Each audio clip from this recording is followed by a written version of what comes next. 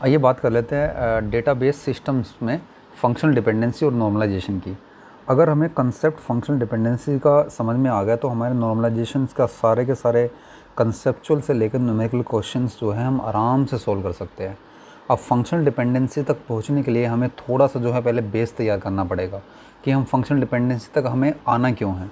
उससे पहले जो है हम क्या करते हैं, कुछ प्रॉब्लम्स देखते हैं और उन प्रॉब्लम्स का सॉल्यूशन फाइंड करने की कोशिश करते हैं और धीरे धीरे जो है हम फंक्शनल डिपेंडेंसी की तरफ बढ़ेंगे।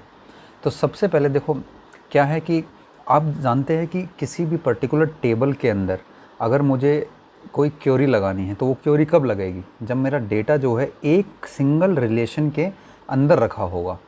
अगर मेरा डेटा स्प्लिट है अलग अलग रिलेशंस में तो वो मैं क्वेरी नहीं लगा पाऊँगा, क्योंकि क्वेरी लगाने की मेरी कंडीशन क्या है, मेरा डेटा कहाँ होना चाहिए, एक रिलेशन सिंगल रिलेशन के अंदर होना चाहिए। तो लेकिन रियल सेंस में जो है हम ये काम क्या कर सकते हैं कि सारा का सारा डेटा मेरा एक ही रिलेशन के अंदर हो, एक ही टेबल के अंदर हो, क्योंकि डेटा तो जो है मेरा अलग अलग बहुत सारा डेटा है, अलग अलग चीज़ों का डेटा है। फिर उसको जो है हम बाद में रिलेट करते हैं कि ये डेटा यहाँ पे रखा हुआ है, ये डेटा यहाँ पे रखा हुआ है, दोनों को जो हम रिलेट करते हैं फिर एक टेबल बना के उसको क्वेरी लगा सकते हैं। तो एक्चुअल सेंस में तो मेरा डेटा एक सिंगल रिलेशन में नहीं रखा होता। तो फिर हम क्या करेंगे, तो हम ये ऐसा करते हैं कि जैसे एग्जांपल देखते हैं कि ये हमारे यहाँ पे डेटा है, ये अलग अलग टेबल्स में रखा हुआ है। तो अलग अलग टेबल्स में रखा हुआ तो क्वेरी तो नहीं लग सकती, क्योंकि क्वेरी लगने की कंडीशन क्या है, मेरा डेटा एक ही टेबल के अंदर होना चाहिए। तो अब इस टेबल एक ही टेबल में होने के लिए अलग अलग डेटा को एक ही टेबल में करने के लिए हम क्या करते हैं, उनका कार्टेशियन प्रोडक्ट कर सकते हैं या जॉइंस के थ्रू कर सकते हैं। तो फिलहाल हम कार्टेशियन प्रोडक्ट का सिंपल एग्जांपल देखते हैं कि हमारा यहाँ पे जो अलग अलग डेटा रखा हुआ था और हमने उनको जो है कार्टेशियन प्रोडक्ट करके एक सिंगल टेबल बना दिया। अब कार्टेशियन प्रोडक्ट क्या है, तो देखो ये रो है ना, पहला रो 1 मान 1, इस पर्टिकुलर रो का इन दोनों रोज़ के साथ हम क्या कर देते हैं, कॉम्बिनेशन कर देते हैं। तो एक रो है यहाँ पे और यहाँ पे कितने हैं, 2 रो है। तो टोटल हमारे कितने कॉम्बिनेशन होंगे, एक तो 1 मान 1 इसके साथ मिल गया CSC 11 के साथ, तो 1 मान 1 CSC 11 हो गया। फिर 1 मान 1 किसके साथ मिलेगा, ME 12 के साथ। तो एक रो के कोरस्पॉन्डिंग 2 मेरे हो जाएंगे। तो इसका मीनिंग हमारे पास 2 रोज बनेंगे, 1 मान CSC 11 और 1 मान मैकेनिकल 11। तो ये बात हुई। इसी तरह गौतम के लिए भी हम कर देंगे, ये गौतम जो है रो सेकंड कंबाइन हो जाएगा इसके साथ, CSC 11 के साथ और मैकेनिकल के साथ। देखो यहाँ कंबाइन हो गया, ये कंबाइन हमने कर दिया। इसी तरह से सिंग जो है ये भी हमारा कंबाइन हो जाएगा। तो टोटल हमें जो है कार्टेशियन, इसको हम कार्टेशियन प्रोडक्ट बोलते हैं, कार्टेशियन प्रोडक्ट करके हम एक सिंगल टेबल बन गए हैं, ठीक है, और जिसमें हमारे 6 रोज़ है। अब 6 रोज़ तो है, लेकिन ये जब हमने अलग अलग टेबल्स को कंबाइन करके एक सिंगल टेबल बनाया, आप ये भी नोट कर रहे होंगे यहाँ पे जो है डुप्लीकेसी हमारी आ गई। देखो मान यहाँ भी है, मान यहाँ भी है, गौतम गौतम, बार बार जो है हम एक ही नाम को जो है अलग अलग रोज़ में लिख रहे हैं, है? तो ये डुप्लीकेसी आ गई है। तो एनीवेज अभी फ़िलहाल के लिए हमें मान रहे कि डुप्लीकेसी ओके है, कोई प्रॉब्लम नहीं है, क्योंकि हमें तो आफ्टर ऑल क्वेरी लगानी है, ठीक है, और वो क्वेरी जो हमें एक सिंगल टेबल पे ही लगेगी। लेकिन अब हुआ क्या, देखो अब क्वेरी अगर हम इसी तरह से आप अगर अज्यूम करते हो कि हमारे पास ये टेबल्स का क्योंकि डेटा अलग अलग रखा हुआ है, तो अलग अलग टेबल्स के डेटा को कंबाइन करने के लिए हमें जॉइंस का कंसेप्ट का यूज़ करना पड़ेगा, कार्टेशियन प्रोडक्ट हमें लगाना पड़ेगा। अब ये कार्टेशियन प्रोडक्ट करने के लिए हमारा कितना ओवरहेड बढ़ जाएगा, हमारे पास बहुत ज़्यादा ओवरहेड हो जाएगा, बहुत ज़्यादा जो है हार्डवर्क बढ़ जाएगा हमारा। तो ये तो पॉसिबल नहीं है कि हम अलग अलग टेबल्स, बहुत सारे अलग अलग टेबल्स हैं, उनको फिर हम कंबाइन करें और फिर जो है एक तो ओवरहेड बढ़ाए और ओवरहेड के बढ़ाने के साथ साथ डुप्लीकेसी भी बढ़ा दे। तो ये चीज़ तो कोई अच्छा सॉल्यूशन नहीं हुआ। लेकिन अब हमें ये करना भी पड़ेगा, क्योंकि हमारा क्वेरी कहाँ लगेगी, हमारी क्वेरी तो केवल एक सिंगल टेबल पे ही लग सकती है, अलग अलग टेबल पे नहीं लग सकती। तो अब यहाँ पे हम थोड़ा स्टक हो गए हैं। तो एनीवेज अब हम ये एज्यूम करते हैं कि जो है अब हम केवल एक सिंगल ही टेबल पे काम करेंगे, क्योंकि हमें आफ्टर ऑल क्वेरी लगानी है। और अगर सिंगल टेबल पे अगर हम काम करेंगे तो हम ये देखते हैं कि ऐसी क्या प्रॉब्लम है कि हम सिंगल टेबल पे जो है काम नहीं कर सकते, चाह के भी जो है हम जो है बड़ी प्रॉब्लम में आ जाएंगे अगर हम एक सिंगल टेबल पे काम करेंगे। हालांकि जो है क्वेरी तो एक ही टेबल पे लगेगी। तो फिर अगर एक ही टेबल हमें बनाना है तो फिर हम किस तरह से बनाए, तो वो हम बाद में पढ़ेंगे कि किस तरह से हमें बनाएं, क्या हमें रूल्स फॉलो करने पड़ेंगे। लेकिन अभी जो समझना वो ये है कि अगर हम एक सिंगल टेबल बना लेते हैं बिना किसी थॉट के, बिना किसी रूल एंड रेगुलेशन के, तो हम ये देखते हैं उसमें क्या है ऐसी प्रॉब्लम्स आ सकती है कि जो हमें बाद में जो है जो इश्यूज़ क्रिएट कर देगी। तो उन प्रॉब्लम्स को हम देखते हैं, ठीक है। देखो, 3 तरह की बेसिकली प्रॉब्लम्स आती है जब हम एक सारा का सारा डेटा एक ही टेबल के अंदर रख देते हैं। तो सबसे पहली ये प्रॉब्लम्स क्यों आती है ये नोट कर लीजिए। ये आती है हमारी डुप्लीकेसी की वजह से, रिडंडेंट इन्फॉर्मेशन की वजह से। देखो 1 CSC यहाँ भी है, 1 CSC 11 यहाँ भी है, 1 CSC 11 यहाँ भी है। तो ये डेटा अगर मान लिया 100-200 रिकॉर्ड्स अगर यहाँ पे होंगे तो सारा का सारा सेम डेटा हमारा रिपीट हो रहा है, सेम डेटा रिपीट हो रहा है।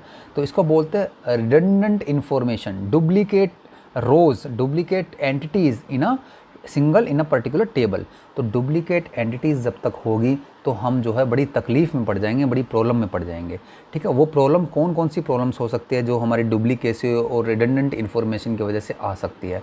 उन 3 तकलीफ़ों के बारे में बात करते हैं। पहली तकलीफ़ मेरी कौन सी है? इंसर्ट एनोमली बोलते हैं इसको, एनोमली को प्रॉब्लम भी बोल सकते हैं। तो इंसर्ट एनोमली का मीनिंग क्या है? इंसर्ट एनोमली हमारी बोलती है कि फॉर एग्ज़ाम्पल, अब एग्ज़ाम्पल देखते हैं कि मुझे यहाँ कहीं जाके इस पर्टिकुलर रो पे एक डाटा हमने यहाँ पे हमने कोई नया नाम ऐड करना था। फॉर एग्ज़ाम्पल हमने कोई यहाँ पे कोई नाम सिद्धांत ऐड करना है, राइट। सिद्धांत अगर हमने ऐड यहाँ करना है तो और किसके कॉरस्पॉन्डिंग करना है? जहाँ पे डिपार्टमेंट आईडी मतलब इस पर्टिकुलर रो में ऐड करना है। सिद्धांत ऐड कर दो यहाँ पे जहाँ पे डिपार्टमेंट आईडी इक्वल्स टू 1 हो, ठीक है। और क्योंकि सिद्धांत उसकी ब्रांच क्या हो? CSC हो, और सुपरवाइजर उसका भी क्या हो? 11 हो। लेकिन गलती से हमने यहाँ क्या लिख दिया? CSC की जगह मैकेनिकल रख दिया इधर। ये हमारे से गलती हो गई जो हम अपनी कमांड लिख रहे थे। तो अब हुआ क्या? अगर आप नोट करोगे, जब मैं इस पर्टिकुलर टेबल को ऑब्जर्व करूँगा तो इससे क्या होगा? डिपार्टमेंट आईडी 1 के कॉरस्पॉन्डिंग CSC भी है, डिपार्टमेंट 1 के कॉरस्पॉन्डिंग मैकेनिकल भी है। तो ऐसा थोड़ी ना होगा। एक डिपार्टमेंट आईडी के कॉरस्पॉन्डिंग आप तो 2 रिकॉर्ड्स दिखा रहे हो मुझे, लेकिन एक डिपार्टमेंट के कॉरस्पॉन्डिंग तो एक ही होना चाहिए ना, एक ही नाम होना चाहिए। यहाँ डिपार्टमेंट आईडी इक्वल्स टू 1 है तो CSC हो। लेकिन अगर ऐसे हो गया, इंसर्ट करते हुए, डेटा को इंसर्ट करते हुए गलती से मैंने CSC की जगह मैकेनिकल रख दिया इधर, तो हुआ क्या? एक पर्टिकुलर डिपार्टमेंट आईडी के कॉरस्पॉन्डिंग 2 नाम आ जाएंगे, विच इज़ एन एरर, जो है प्रॉब्लम है। जब कल को मैं यहाँ से इन्फॉर्मेशन निकालूंगा तो मुझे पता ही नहीं चलेगा कि डिपार्टमेंट 1 आईडी जिसकी है वो CSC डिपार्टमेंट है कि मैकेनिकल डिपार्टमेंट है, 2 दिखाएगा यहाँ पे। तो इसको बोलते हैं हम इंसर्ट करने के दौरान जो प्रॉब्लम आ सकती है जब मेरे डेटा यहाँ पे डुप्लीकेट्स होते हैं, रिपीटेड होते हैं, है ना। सेकेंड टाइप की प्रॉब्लम मेरी कौन सी है? Delete anomaly. डिलीशन के टाइम पे हमें क्या प्रॉब्लम आ सकती है ना, वो देखते हैं। सपोज़ हम ये करते हैं कि हम सारे के सारे एम्प्लॉय आईडी, ये अलग अलग इनके आईडी कार्ड्स है ना, आईडी नंबर्स है, इस सारे के सारे रिकॉर्ड्स को मुझे हटाना है क्योंकि ये सारे के सारे कंपनी से जो है चले गए हैं, राइट। तो इन सारे के सारे रिकॉर्ड्स को मुझे डिलीट करना है। कौन से रिकॉर्ड्स को डिलीट करना है? वो वाले रिकॉर्ड्स को डिलीट करना है जहाँ जहाँ पे ये वो लोग जो डिपार्टमेंट आईडी इक्वल्स टू 1 में काम कर रहे थे, वो सारे के सारे हमारे उनके पूरा का पूरा रिकॉर्ड हमने डिपार्टमेंट अपनी यूनिवर्सिटी से हटाना है, अपने ऑफिस से हटाना है। तो इसमें होगा क्या? देखो डिलीशन के दौरान क्या हुआ, ये टेबल में सर्च कैसे करेगा? जहाँ जहाँ डिपार्टमेंट 1 है, यहाँ भी 1 है, यहाँ भी 1 है, यहाँ भी 1 है, उसके कॉरस्पॉन्डिंग क्या कर दो? इस EID इसको हटा दो, इसकी ये भी हटा दो, ये भी हटा दो, ये भी हटा दो, ये भी हटा दो। तो तभी तो मानेंगे कि 100 EID के कॉरस्पॉन्डिंग इसका नाम भी हट गया, इसका डिपार्टमेंट नाम भी हट गया, सुपरवाइजर आईडी भी हट गई। लेकिन भाई अगर आप ऐसा करोगे तो इससे होगा क्या? डिपार्टमेंट का जो नाम था आपने वही गायब कर दिया, इधर से वही हटा दिया है। केवल एम्प्लॉय तो गया है, डिपार्टमेंट थोड़ी ना चला गया है। केवल एम्प्लॉय जाने की वजह से डिपार्टमेंट का नाम थोड़ी ना फिनिश हो जाएगा। तो इससे वजह से क्या हुआ? डिलीशन के दौरान भी हमारी क्या आती है? प्रॉब्लम आ सकती है। अगर हमारा डेटा जो है डुप्लीकेट हो गया, यहाँ डुप्लीकेट हो तो क्या होगा? इसके कॉरस्पॉन्डिंग यहाँ भी ये डिलीट हो जाएगा, यहाँ भी डिलीट हो जाएगा, यहाँ भी डिलीट हो जाएगा। तो होगा क्या? कॉरस्पॉन्डिंगली जो है मेरे सारे के सारे अदर फील्ड्स, जो इंपॉर्टेंट फील्ड्स है वो भी डिलीट हो जाएंगे।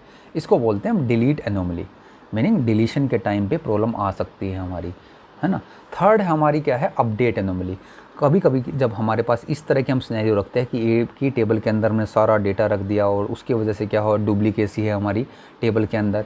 तो अगर हमको बिल्कुल कोई डेटा को अपडेट करते हैं तो कैसे अपडेट करते हैं? हम ये बोल रहे हैं कि जहाँ जहाँ डिपार्टमेंट आईडी इक्वल्स टू 1 है वहाँ CSC की जगह ना क्या कर दो? मैकेनिकल कर दो। अब देखो यहाँ तो 200 रिकॉर्ड्स के करीब है ये, या 100 रिकॉर्ड या 200-300 रिकॉर्ड्स के करीब है ये। तो ये क्या करेगा? ये देखेगा पहले जब क्वेरी चलेगी तो यहाँ पे आएगा डिपार्टमेंट आईडी इक्वल्स टू 1 है, CSC है, इसको मैकेनिकल करना है तो मैकेनिकल कर देगा। फिर अगले को मैकेनिकल करेगा, फिर मैकेनिकल करेगा। तो ऐसे मान लीजिए 1000 रिकॉर्ड्स है, तो वन बाय वन सबको ये क्या करेगा, मैकेनिकल करेगा। तो अब इसमें देखो कितना ओवरहेड, कितनी तकलीफ बढ़ गई है हमारी। तो अगर ये कुछ ऐसा मैकेनिज्म होता, केवल एक टेबल में जाके चेंज कर दो और ये सारा का सारा क्या होता, डिपार्टमेंट ID 1 के कोरस्पॉन्डिंग खाली मैकेनिकल हो जाता CSC की जगह। लेकिन अब हमें केवल एक टेबल के अंदर डेटा होने की वजह से क्या हुआ, मुझे सारे के सारे रिकॉर्ड्स को चेंज करना पड़ेगा वन बाय वन। तो ये हमारा ओवरहेड फिर बढ़ गया। तो बोलने का मीनिंग ये है कि हम डेटा जो है एक टेबल के अंदर रखते हैं, तो वहाँ पे हमारे मैक्सिमम चांसेस क्या होते हैं, डुप्लीकेट रिकॉर्ड्स के चांसेस बन जाते हैं। और जब भी हमारे डुप्लीकेट रिकॉर्ड्स के चांसेस बनते हैं, डुप्लीकेट्स मीनिंग रिडंडेंट इन्फॉर्मेशन के चांसेस बनते हैं, तो वहाँ पे मेरे 3 तरह की बेसिक प्रॉब्लम्स हमें फेस करने को मिलती है। एक तो इंसर्ट एनोमली, एक डिलीट एनोमली और एक कौन सी, अपडेट एनोमली। ये तीनों की तीन प्रॉब्लम जब तक हमारी टेबल के अंदर रहेगी, हमारा क्या है, टेबल एक अच्छे डिज़ाइन फॉर्म में नहीं होगा। अच्छे डिज़ाइन फॉर्म होने से मेरा क्या मतलब है कि वो टेबल जो है हमारा जो है डुप्लीकेसी से फ्री नहीं हो पाएगा, रिडंडेंट इन्फॉर्मेशन से फ्री नहीं हो पाएगा। उसको जो है हम नॉर्मलाइजेशन तक नहीं ले जा सकते। उसको हम जो है एक गुड डिज़ाइन उसमें नहीं, उसमें कब हम हमेशा जो है प्रॉब्लम बनी रहेगी डेटा को लेके।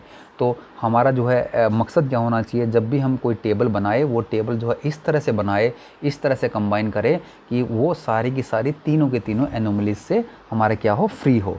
तो यही हमारी जो है डेटाबेस की 3 तरह की एनोमलीज थी।